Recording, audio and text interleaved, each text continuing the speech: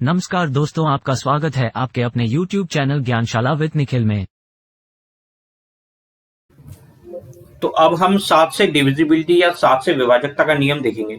7 से विभाजकता का नियम थोड़ा सा लेंदी प्रोसेस है, क्योंकि और इस पे बेस्ड क्वेश्चन भी बहुत कम आते हैं पेपर में, पर हम क्योंकि विभाजकता के नियम पढ़ रहे हैं तो हमें 7 की विभाजकता भी पढ़नी होगी। 7 की विभाजकता का नियम क्या कहता है कि हमें जो भी दी गई संख्या है उसमें से हम इकाई अंक को अलग कर देते हैं और शेष जो अंक बचता है उसको हम अलग कर देते हैं। फिर जो इकाई अंक होता है उसमें हम 2 से गुणा करते हैं और जो शेष अंक है उसमें से उसको घटा देते हैं। घटाने पर जो भी हमें रिजल्ट मिलता है उसको हम 7 से डिवाइड करके देखते हैं, और अगर वो जो 7 से डिवाइड हो रहा होगा तो मतलब जो शेष होगा या रिमाइंडर होगा वो 0 आ रहा होगा। अगर रिमाइंडर 0 आ रहा है डिवाइड करने पे तो हम ये कह सकते हैं हमारी दी गई संख्या 7 से डिवाइड होगी। अगर रिमाइंडर 0 के अलावा कोई और संख्या आती है तो इसका मतलब ये होता है कि जो हमारा माइनस करने के बाद में जो नंबर आ रहा था जिसको हमने 7 से डिवाइड किया था वो 7 से डिवाइड नहीं हुआ होगा, और क्योंकि वो 7 से डिवाइड नहीं हो रहा है इसका मतलब है हमारी जो दी गई संख्या है वो भी 7 से डिवाइड नहीं होगी। इसको समझने के लिए हम 2 एग्जाम्पल लेते हैं जिससे हमें ये कंसेप्ट भी क्लियर हो जाएगा। तो एक संख्या हम ऐसी लेते हैं जो हमें पहले से ही पता हो कि 7 से डिवाइड है। तो मैंने एक संख्या ली 343, कि मुझे पता है कि ये 7 से डिवाइड हो जाती है, और एक संख्या मैंने ले ली 342। ठीक है, अब नियम क्या कहता है कि दी गई संख्या को इस तरीके से तोड़ें कि इकाई अंक अलग हो जाए और शेष अंक अलग हो जाए। तो इकाई अंक मैंने अलग कर दिया और शेष अंक अलग कर दिया। फिर दूसरा जो स्टेप कहता है इकाई अंक में 2 का गुणा करते हैं, इकाई अंक में 2 का गुणा करते हैं, जो रिजल्ट आता है उसको बचे हुए संख्या से हम माइनस करते हैं। तो कितना आएगा, 34 में से 6 घटाया तो 28 आया। अब इस 28 जो संख्या बन के आई या जो भी संख्या हमें मिलेगी इसको हम 7 से डिवाइड करके देखेंगे। अगर ये संख्या 7 से डिवाइड हो रही है तो इसका मतलब है दी गई संख्या हमारी 7 से डिविजिबल होगी, अन्यथा नहीं होगी। तो अब इस 28 को 7 से डिवाइड करके देखें तो हमें पता है कि ये कितनी बार आता है, 4 बार जाता है। तो रिमाइंडर क्या आया, 0 आएगा। यहाँ पर हम देखेंगे सिर्फ और सिर्फ रिमाइंडर, हमें ये नहीं पता कितनी बार जा रहा है, हमें बस ये चाहिए कि इसका रिमाइंडर क्या आ रहा है। रिमाइंडर आया 0। 0 आने का मतलब क्या कहता है कि 28 जो है वो 7 से डिवाइड हो रहा है। इसका मतलब ये हुआ कि ये वाली जो पूरी संख्या है 343 ये भी 7 से डिवाइड होगी। अब हम देखते हैं दूसरी संख्या पे, हमने ली 342। अब हम क्या करेंगे, पहले स्टेप में इस 342 को 2 अलग अलग टुकड़ों में तोड़ लेंगे। 34 अलग कर दिया, 2 अलग कर दिया। इस 2 का फिर हम 2 से मल्टीप्लाई करेंगे। यूनिट प्लेस का हम 2 से मल्टीप्लाई करते तो हमने 2 का 2 से मल्टीप्लाई किया है, 4 आया। 34, अब 34 में से इस 4 को माइनस किया है तो आंसर आया 30। इस 30 को हमने फिर से 7 से डिवाइड करके देखेंगे। 7 से डिवाइड होने पे हमें पता चला कि रिमाइंडर कितना आ रहा है। रिमाइंडर जो आ रहा है वो कितना आ रहा है, वो आ रहा है 2 आ रहा है। तो यहाँ रिमाइंडर क्या लिखेंगे, हम 2 लिखेंगे। ठीक है, अब रिमाइंडर 2 आ रहा है, इसका मतलब ये है कि ये जो नंबर होगा हमारा, ये जो नंबर है 30, ये 7 से डिवाइड नहीं कर रहा, और ये 7 से डिवाइड नहीं कर रहा। इसका मतलब क्या होता है कि ये जो नंबर होगा 342 ये भी 7 से डिविजिबल नहीं होगा। ठीक है, अब हम चलते हैं अगले नियम की ओर। हमने 9 का नियम देख लिया था 3 के नियम के साथ में, अब हम देखते हैं 10 का नियम। 10 का नियम जो है वो इन डिविजिबिलिटी के नियमों में सबसे आसान है। इसमें हमें कुछ याद नहीं करना होता है, हमें बस ये देखना होता है कि जो संख्या दे रखी है हमें, क्या उसका इकाई अंक 0 है। अगर इकाई अंक 0 है तो इसका मतलब ये होता है कि नंबर क्या होगा, डिविजिबल होगा 10 से। अगर 0 के अलावा कुछ और दे रखा है 1 से लेकर के 9 तक, तो वो जो नंबर होगा वो हमारा 10 से डिविजिबल नहीं होगा। जैसे कि अगर हम मान लें 10, 20, 30 ऐसे चलते रहें, 1000 और भी चलते रहें, तो इन सब में क्या है, इकाई अंक जो है वो 0 दे रखा है, और 0 इकाई अंक है तो इसका मतलब ये क्या है, ये जो संख्या दे रखी है ये सारी की सारी 10 से डिवाइड हो सकती हैं या डिविजिबल हैं 10 से।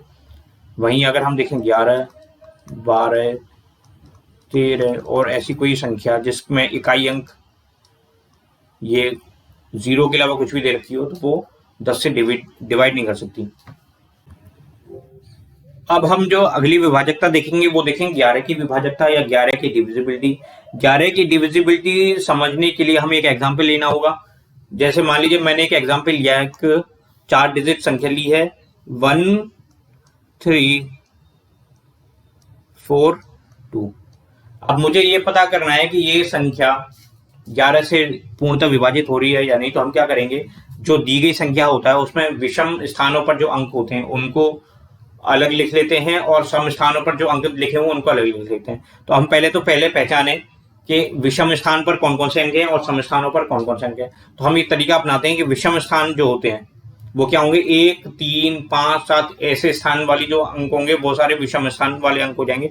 तो एक तो ये हो गया, पहला स्थान हो गया स्थान 1, फिर 2, फिर 3, फिर 4। तो हमें पता चल गया विषम स्थान जो है वो एक तो ये है और एक ये है जिसके नीचे मैंने लकीर खींची है। और सम स्थान वाले हो गए, एक तो ये स्थान हो गया जहां पे मैं गोला बना रहा हूं और एक हो गया ये। तो हम क्या करते हैं, सम स्थान वाले अंक जो हैं वो अलग लिख लेते हैं, विषम स्थानों पर जो अंक लिखे हैं उनको अलग लिख लेते हैं। तो हमने क्या किया, एक तरफ लिखे सम स्थान वाले, तो सम स्थान वाले आ गया 1 और एक ये हो गया 4। विषम स्थान पे जो है वो एक हो गया 3, एक हो गया 2। पहला स्टेप हमने अलग लिख लिया। क्या किया हमने, जो दी गई संख्या है उसके विषम स्थान पर अंक और सम स्थान पे जो अंक है उनको अलग अलग लिख लिया। फिर दूसरे स्टेप में हम इनको जोड़ेंगे आपस में। तो 1 और 4 को जोड़ा तो 5 आएगा, 3 और 2 को जोड़ा तो 5 आएगा। ठीक है, फिर हम क्या करते हैं, तीसरा स्टेप जो होता है, जो योग करके आया, तीसरे स्टेप में हम क्या करते हैं, जो भी योग निकल के आया है इनको माइनस कर देते हैं। तो इस वाले केस में जो योग आया वो आया 5, इस वाले केस में जो योग आया वो आया 5। हमें ये नहीं देखना कि पहले सम वाला आना चाहिए या विषम वाला आना चाहिए। बड़ी संख्या में से हमें छोटी संख्या को ही माइनस करना होता है। तो इस केस में दोनों जो योग आए वो बराबर आए, तो इसलिए हम पहले चाहे विषम लिखें या सम लिखें बात बराबर होगी। ठीक है, अगर मान लीजिए सम अंकों के योग जो होता है वो ज्यादा आता विषम अंक के योगों से, तो हम पहले सम अंकों को लिखते हैं और सम अंक के योग में से फिर माइनस करते हैं विषम अंक के योग को। फिर हम क्या करते हैं, इस योग को या इसका जो अंतर आ रहा है इसको देखते हैं। तो अंतर अगर 0 हो, ठीक है, 0 हो, 11 हो, 22 हो, या ऐसी कोई संख्या हो जो 11 की गुणज होती है या 11 की मल्टीपल होती है, तो हम कह सकते हैं कि दी गई संख्या जो है हमारी वो 11 से डिविजिबल है। अब क्योंकि इस केस में जो हमारा जो रिजल्ट आ रहा है वो आ रहा है 5 - 5 = 0, तो 0 आने की वजह से हम कह सकते हैं कि 1342 जो संख्या है वो 11 से डिविजिबल है। ठीक है, अगर मान लीजिए 0, 11 या 22 या 33 या कोई ऐसी संख्या हो जो 11 से डिविजिबल होती है, इसके अलावा कोई और रिजल्ट आता है, जैसे मान लीजिए 1 आ जाए, 2 आ जाए, 3 आ जाए, 10 आ जाए, 12 आ जाए, इन योगों का अंतर, तो वो जो दी गई संख्या होती है वो 11 से डिविजिबल नहीं होती। अब अगली जो हम देखेंगे वो देखेंगे डिविजिबिलिटी बाय 12 या 12 से विभाजकता। ठीक है, अब क्योंकि हमें 12 से विभाजकता देखनी है और 12 एक संयुक्त संख्या है, एक कंपोजिट नंबर है, तो इस कंपोजिट नंबर के हमें फैक्टर बनाने होंगे।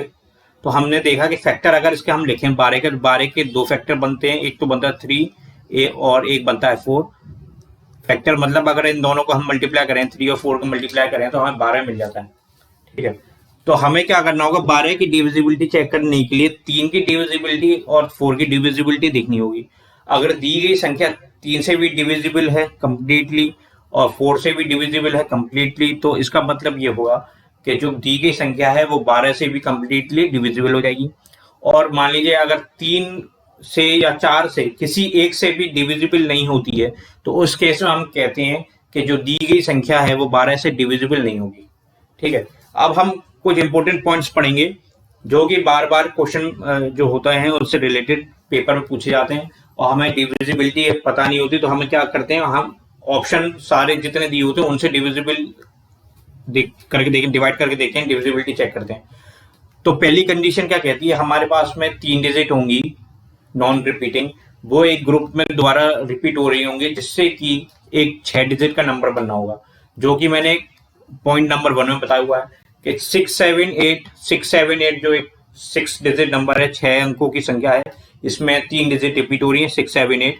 तो जब भी ऐसा कोई नंबर आ जाए जिसमें 3 डिजिट रिपीट हो करके एक 6 डिजिट नंबर बनाती हैं, तो ऐसी संख्या हमेशा 7 से, 11 से, 13 से और 1001 से हमेशा ही डिविजिबल होती हैं या डिवाइड करती हैं या विभाजक होती हैं। इनके अलावा अगर कोई और संख्या दी है तो वो हमें चेक करनी पड़ेगी, क्योंकि हमें नहीं पता कि 9 से डिवाइड होती है या नहीं। कभी कभी कुछ संख्या ऐसी होती हैं जो 9 से डिवाइड हो जाती हैं, कुछ होती हैं जो नहीं हो पाती हैं। ऐसे 3 के लिए भी बनता है, या अन्य किसी और संख्या के लिए भी देखेंगे तो हमें उनकी विभाजकता पता होनी चाहिए। पर ये जो 4 संख्या दे रखी है 7, 11, 13 और 1001, ये हमेशा ही इन संख्याओं को डिवाइड कर सकती हैं, ये कंफर्म रूल है। फिर दूसरी कंडीशन ये बनती है कि एक सिंगल डिजिट या एक अंक ही 6 बार रिपीट होकर के एक संख्या बनाता है। जैसे कि अगर 6 बार 1 लिखें या 6 बार 2 लिखें या 6 बार 3 लिखें या 6 बार कोई और अंक लिखते हैं, सिंगल डिजिट एक अंक को 6 बार लिखते हैं, तो वैसी संख्या भी हमेशा 7 से 11 से 13 से और 1001 से पूर्णतः विभाजित होती है। तो ये आज जो मैंने आपको डिविजिबिलिटी के नियम बताए हैं, ये जो कंसेप्ट है, ये हम जब क्वेश्चन सॉल्व करते हैं अपने मैथ में, चाहे वो सिंप्लीफिकेशन का चैप्टर हो, चाहे रेशियो प्रोपोर्शन का चैप्टर हो, या कोई और भी चैप्टर होता है, वहां पे ये डिविजिबिलिटी रूल किसी ना किसी तरीके से हमारे यूज में आते हैं। तो अगर हमें मैथ के क्वेश्चन सॉल्व करने हैं तो हमें ये डिविजिबिलिटी के रूल पता होने चाहिए, और खास करके 1 से लेकर के 11 तक के नियम तो हमें पता होने ही चाहिए। एक का तो डिविजिबिलिटी नियम कुछ होता नहीं है, तो एक का भी अगर हम छोड़ दें तो 2 से लेकर के 11 तक हम डिविजिबिलिटी के नियम को हम समझ लें पहले, तभी हम आगे बढ़ सकते हैं।